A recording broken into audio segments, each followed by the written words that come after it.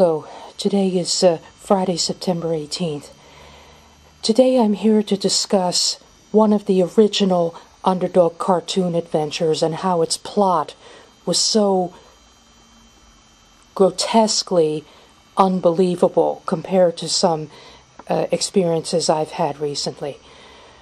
Most of you listening probably know by now that I received multiple simultaneous cat bites right after 4th of July and was hospitalized with an infected finger.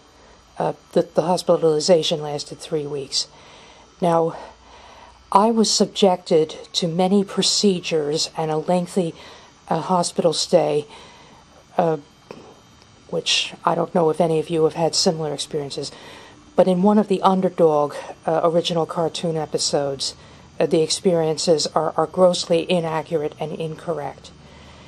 The adventure is called Pain Strikes Underdog. For those of you who are not familiar with that plot, Underdog is assigned to protect a shipment of medieval swords which are on their way by train across the country to a San Francisco museum. On the way out, one of his repeat adversaries, Riff Raff, derails the train in order to steal the sword collection. Underdog battles with Riff Raff and drives him away, but then when he bends over at the waist to set the train back on the tracks, suddenly he receives an excruciating back pain. When I first saw it, I thought it was just muscle strain, but according to the plot, Underdog, when standing perfectly still and upright, stiffly as a board, was fine, but upon bending over, quote, "there's a stabbing pain," unquote. He was taken to a hospital with doctors pouring in from all over the world trying to find out what was the cause of the pain. In the end, it turned out that the pain was caused by one of the swords being wedged in Underdog's cape. Now, there was a distinct incorrectness because when Underdog was in the hospital being examined and scrutinized, presumably all over to find the cause of his pain, all that time he was wearing his costume.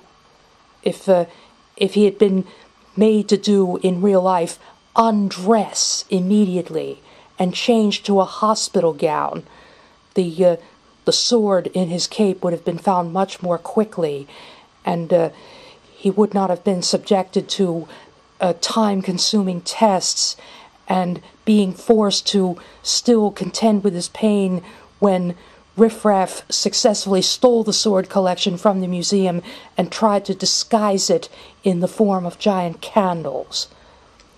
So when I was in the hospital, I was there for hours at a time before any procedure took place.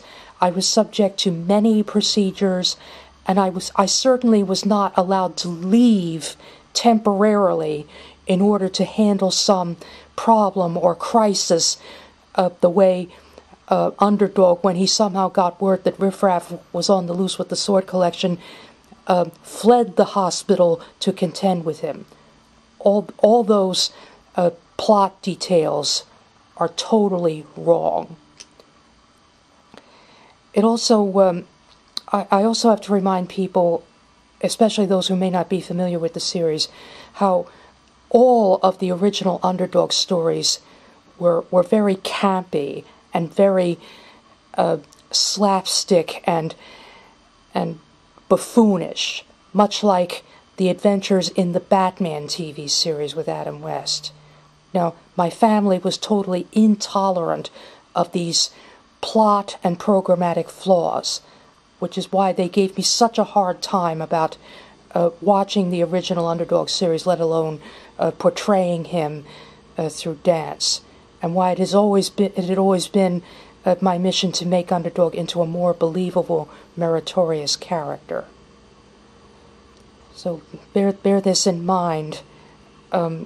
If any of you own any of the original Underdog episodes, you've got to scrutinize them for accuracy and believability, because no fantasization was permitted. So there's to be an Underdog 45th anniversary classic celebration in Ocean City, New Jersey. I think it's from 1 to 3 p.m. on the actual day that Underdog turns 45. That's Saturday, October 3rd.